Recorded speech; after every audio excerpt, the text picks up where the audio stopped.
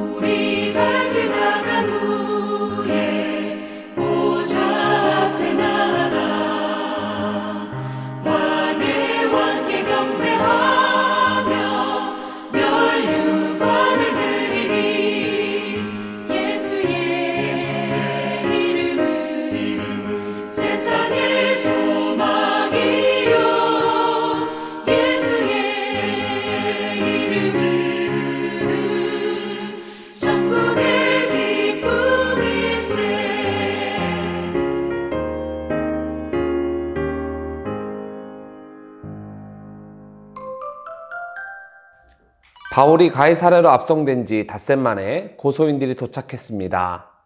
유대 지도부, 즉 사내들인 공회를 대표하는 대제사장 아나니아가 직접 왔으며 그 외에 몇몇 장로들과 자신의 입장을 대변해줄 더둘로도 함께 내려왔습니다. 그들이 고용한 더둘로는 로마법에 해박할 뿐 아니라 고소 내용을 라틴어나 헬라어로 말할 수 있는 달변가였습니다. 예루살렘에서는 유대법에 따라 군중을 선동하면서 일방적으로 바울을 몰아갈 수 있었지만 여기서는 그런 식으로 재판할 수 없었기에 이런 전문 변호사를 채용한 것이지요. 재판 자리가 마련되고 벨릭스 총독을 비롯한 배석자들이 등장했습니다. 이어 바울이 불려오고 더둘로의 고소가 시작되었습니다. 더둘로는 우선 총독 벨리스에 대한 찬사를 늘어놓았습니다. 더둘로가 늘어놓은 찬사는 크게 두 가지였는데 당신 때문에 현재 우리가 특평을 누리고 있고 당신의 선견으로 우리의 삶이 많이 개선되었다고 말합니다. 더둘로가 한 이 찬사는 사실과 많이 달랐지만 그럼에도 이렇게 찬사를 늘어놓은 것은 자신들이 의도한 방향대로 재판을 마무리하기 위해 그리고 벨릭스 총독이 유대 지도부의 청원을 쉽게 묵살하지 못하도록 만들려고 그렇게 은근히 자극한 것입니다. 그러면서 더둘로는 세 가지 제목을 들어 바울을 고소합니다. 첫 번째는 바울은 전염병과 같이 천하에 흩어진 유대인들을 다 소요하게 하는 자라고 말합니다. 가만히 내버려두면 전염병이 펴지듯이 로마 제국 전체가 소동에 빠져들게 될 것이고 결국은 위태로워질 것이라는 것을 강조하기 위해 이런 식으로 표현한 것입니다. 두 번째로 그는 나사렛 이단의 우두머리라고 이야기합니다. 이렇게 이야기한 것은 이들이 로마 제국에서 인정하고 있는 합법적 유대 지도부와는 전혀 상관이 없는 그저 나사렛이라는 한 지역에 뿌리를 두고 있는 불법적인 집단이라는 것을 부각시키기 위해 그렇게 말한 것입니다. 마지막 세 번째로 더둘로는 그가 성전을 더럽혔다고 말합니다. 그래서 현장에서 붙잡힌 현행범으로 지금 이렇게 법정에 세워졌다는 것을 강조합니다.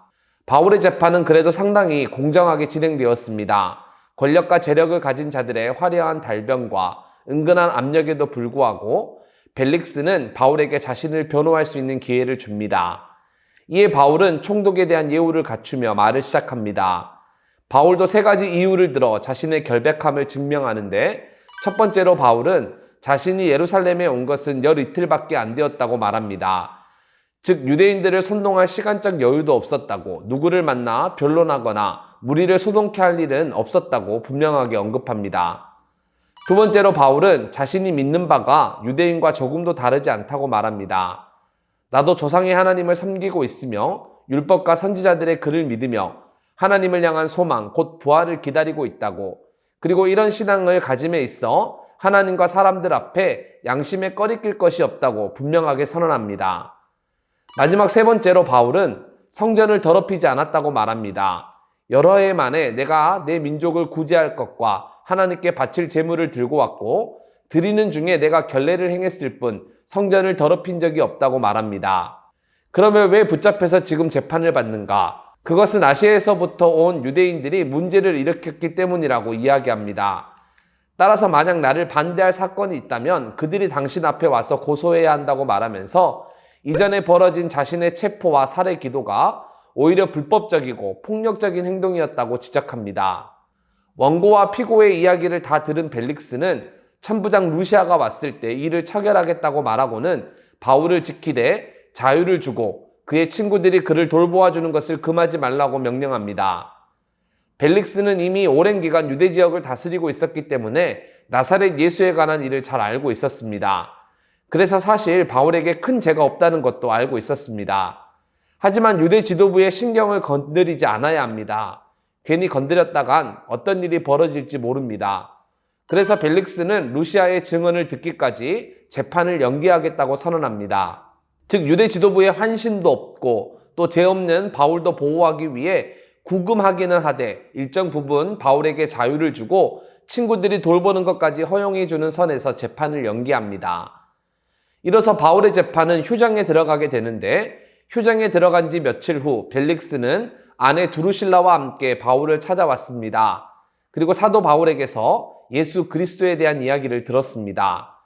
바울은 이들에게 의에 대하여, 절제에 대하여, 또 장차 오는 심판에 대하여 설교했는데, 벨릭스의 불의와 무절제한 삶을 지적하고 또 하나님의 심판을 경고함으로써 벨릭스가 복음을 받아들였으면 하는 전도자로서의 강력한 열의를 그의 설교에서 우리는 엿볼 수 있습니다. 바울의 절실함이 통했는지 설교를 듣는 동안 벨릭스는 마음에 두려움이 생겼습니다. 또 양심의 자극을 받아 괴로움도 느꼈습니다. 하지만 결국 믿음에 이르지는 못했죠. 오히려 벨릭스는 바울에게 돈을 받을까 바라면서 바울을 자주 불러 이야기했습니다. 그리고 해임될 때까지 2년 동안 재판을 제기하지 않았습니다. 그러다가 베스도라 하는 자가 새로운 총독으로 유대 지역에 부임하면서 사도행전 24장은 마무리됩니다. 종합해보면 바울은 계속되는 신문과 재판 속에서도 주눅들지 않고 묵묵히 자신을 변호하는데, 변호하는 중에도 자신의 신앙을 드러내고 또 기회가 닿는 대로 복음을 전합니다. 어려운 와중에도 자신에게 주어진 사명을 잃지 않고 또 로마까지 가기 위한 여정을 밟아갑니다. 이러한 바울의 모습은 이 시대를 살아가는 우리에게 많은 도전을 줍니다. 늘 우리의 삶에도 여러 위기와 고난으로 점철되어 있지만 그럼에도 묵묵히 신앙을 드러내고 또 복음을 위해 살아가는 우리 모두가 되기를 소망합니다. 주님을 위해, 주님의 나라를 위해 오늘도 주어진 사명을 잘 감당하며 나아가는 모든 서문 가족들이 되길 바랍니다. 자, 그럼 이제 이런 이해를 바탕으로 사도행전 24장을 읽을 텐데 오늘도 말씀을 읽은 뒤 받은 은혜를 가족들과 함께 나누시면 좋겠습니다. 자, 그럼 이제 사도행전 24장 말씀을 함께 읽겠습니다. 제 24장. 닷새 후에 대제사장 아나니아가 어떤 장로들과 한 변호사 더둘로와 함께 내려와서 총독 앞에서 바울을 고발하니라. 바울을 부르매 더둘로가 고발하여 이르되, 벨릭스 각하여, 우리가 당신을 힘입어 태평을 누리고 또 이 민족이 당신의 선견으로 말미암아 여러 가지로 개선된 것을 우리가 어느 모양으로나 어느 곳에서나 크게 감사하나이다. 당신을 더 괴롭게 아니하려 하여 우리가 대강 여짜옵나니 관용하여 들으시기를 원하나이다. 우리가 보니 이 사람은 전염병 같은 자라. 천하에 흩어진 유대인을 다 소유하게 하는 자요 나사렛 이단의 우두머리라. 그가 또 성전을 더럽게 하려 함으로 우리가 잡았사오니 당신이 친히 그를 신문하시면 우리가 고발하는 이 모든 일을 아실 수 있나이다. 유대인들도 이에 참가하여 이 말이 옳다 주장하니라. 총독이 바울에게 머리로 표시하여 말하라 하니 그가 대답하되 당신이 여러 해 전부터 이 민족의 재판장 된 것을 내가 알고 내 사건에 대하여 기꺼이 변명하나이다. 당신이 아실 수 있는 바와 같이 내가 예루살렘에 예배하러 올라간 지 열이틀밖에 안 되었고 그들은 내가 성전에서 누구와 변론하는 것이나 회당 또는 시중에서 무리를 소동하게 하는 것을 보지 못하였으니 이제 나를 고발하는 모든 일에 대하여 그들이 능히 당신 앞에 내세울 것이 없나이다. 그러나 이것을 당신께 고백하리이다. 나는 그들이 이단이라 하는 도를 따라 조상의 하나님을 섬기고 율법과 선지자들의 글에 기록된 것을 다 믿으며 그들이 기다리는 바 하나님께 향한 소망을 나도 가졌으니 곧 의인과 악인의 부활이 있으리라 함이니이다. 이것으로 말미암아 나도 하나님과 사람에 대하여 항상 양심에 거리낌이 없기를 힘쓰나이다. 여러 해 만에 내가 내 민족을 구제할 것과 재물을 가지고 와서 드리는 중에 내가 결례를 행하였고 모임도 없고 소동도 없이 성전에 있는 것을 그들이 보았나이다. 그러나 아시아로부터 온 어떤 유대인들이 있었으니 그들이 만일 나를 반대할 사건이 있으면 마땅히 당신 앞에 와서 고발하였을 것이요 그렇지 않으면 이 사람들이 내가 공회 앞에 섰을 때 무슨 옳지 않은 것을 보았는가 말하라 하소서. 오직 내가 그들 가운데 서서 외치기를 내가 죽은 자의 부활에 대하여 오늘 너희 앞에 신문을 받는다고 한 이 한 소리만 있을 따름이니이다. 벨릭스가 이 도에 관한 것을 더 자세히 아는 고로 연기하여 이르되 천부장 루시아가 내려오거든 너희 일을 처결하리라. 백부장에게 명하여 바울을 지키되 자유를 주고 그의 친구들이 그를 돌보아 주는 것을 금하지 말라 하니라. 수일 후에 벨릭스가 그 안에 유대 여자 두루실라와 함께 와서 바울을 불러 그리스도 예수 믿는 도를 듣거늘 바울이 의와 절제와 장차 오는 심판을 강론하니 벨릭스가 두려워하여 대답하되 지금 가라. 내가 틈이 있으면 너를 부르리라. 동시에 또 바울에게서 돈을 받을까 바라는 고로 더 자주 불러 같이 이야기하더라. 이태가 지난 후 포르기오 페스도가 벨릭스의 소임을 이어받으니 벨릭스가 유대인의 마음을 얻고자 하여 바울을 구리하여 두니라.